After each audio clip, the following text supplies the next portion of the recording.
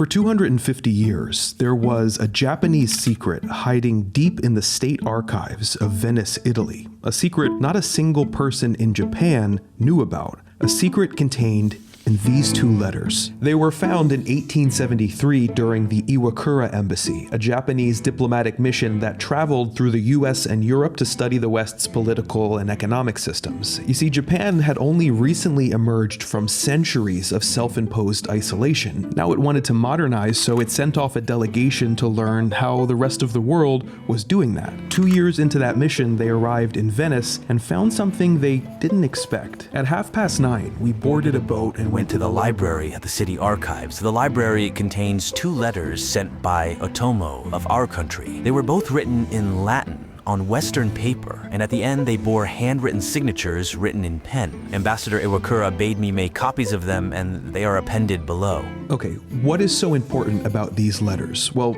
2 things. 1, their dates, and 2, the person who wrote them. In his diary, Kume Kunitake identifies that person as an emissary of this man, Otomo Serene, a Japanese feudal lord of the Bungo province in Kyushu, that's this region here. In 1578, Serene converted to Christianity and later sponsored a mission that would send 4 Japanese teenagers halfway across the world to meet the Pope in Rome. That mission came to be known as the Tenshō Embassy, and it was the first ever Japanese delegation to visit Europe. As far as Kume or anyone knew, the Tenshō Embassy was the only mission from Japan to Europe before the country's recent reopening, so the letters simply had to be from them. There was only one problem: the dates don't match. Now, Kume sees this 30-year discrepancy, but he doesn't really know what to make of it. His confusion centers around the mysterious man identified in the signature he copied, a man named Hasakura Rokeamon. This Hasakura may have been one of Otomo's followers with a particularly strong faith. Some say he was a retainer of Date Masamune of Sendai, but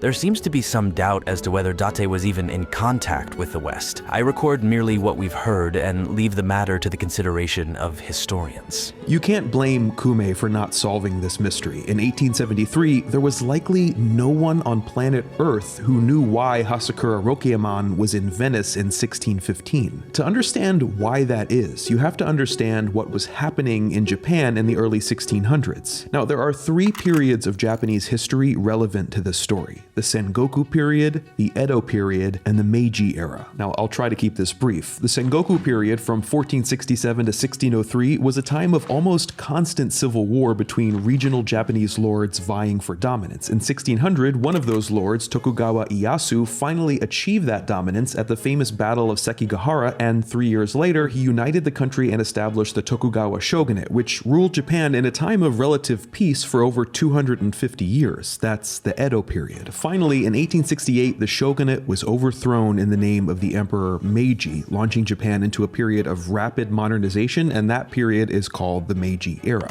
Okay, now let's put the events of our story onto this timeline. The Iwakura Embassy takes place between 1871 and 1873 during the Meiji era. That's when the letters are found. The Tenshō Embassy with those 4 teenagers happens between 1582 and 1590, near the end of the Sengoku period. And Hasakura Rokeamon writes his letters in 1615 and 1616 respectively, almost a decade into the Edo period. Why did Kume know about the Tenshō Embassy but not about Hasakura? It doesn't become clear until you add one more historical period to this Japanese timeline.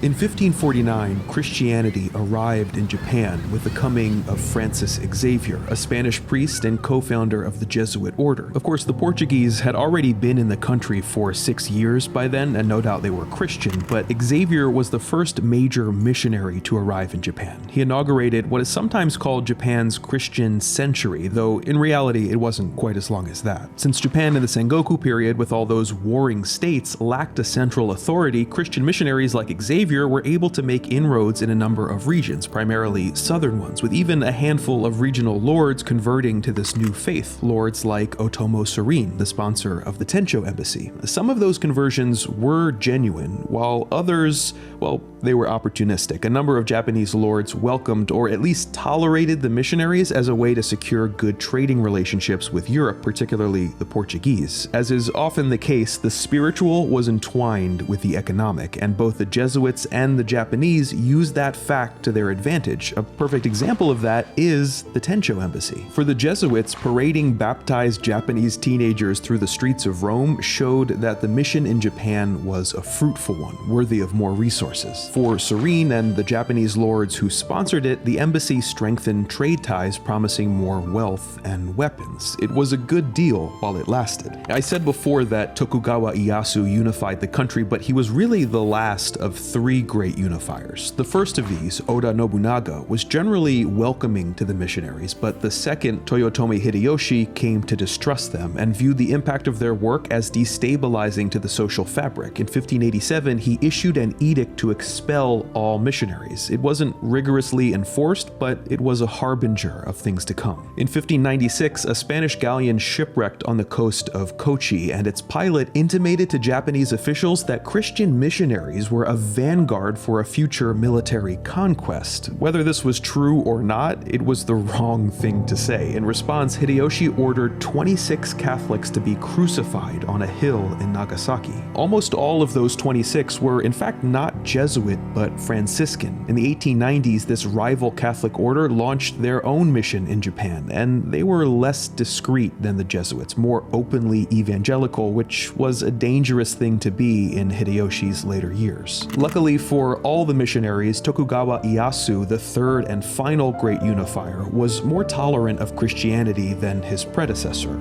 at least for a while.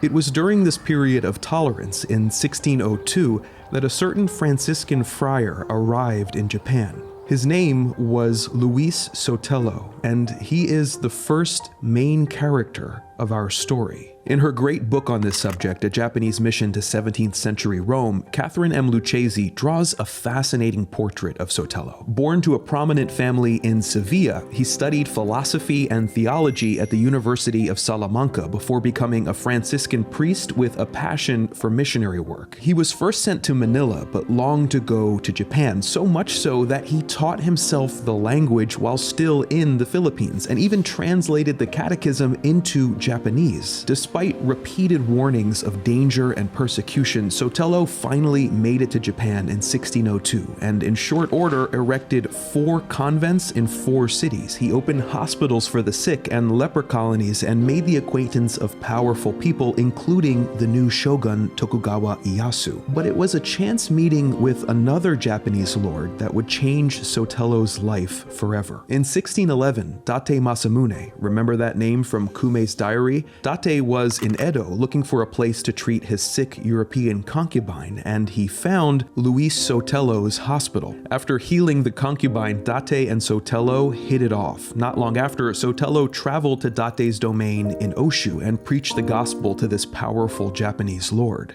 Up here, in this northeastern province far from the Jesuit power center in Nagasaki, Sotelo saw a great opportunity for the Franciscans, the chance to establish a new diocese, maybe, who knows, with himself as the bishop. For that, however, he would need the approval of the Pope. It's unclear how deep Date's interest in Christianity actually was, but he was certainly interested in increasing the power and influence of his domain. One way to do that was to establish his own relationship with the European empires, particularly Sotelo's native Spain, perhaps a trading port to rival those in the south, perhaps one in his backyard. You can see that the interests of these two enterprising men, though not quite the same, were aligned. So a plan was hatched, a ship was built, a new embassy was created. All Date Masamune needed was someone to lead this mission alongside Father Sotelo, a loyal vassal, a representative, a samurai by the name of Hasekura Rokeamon.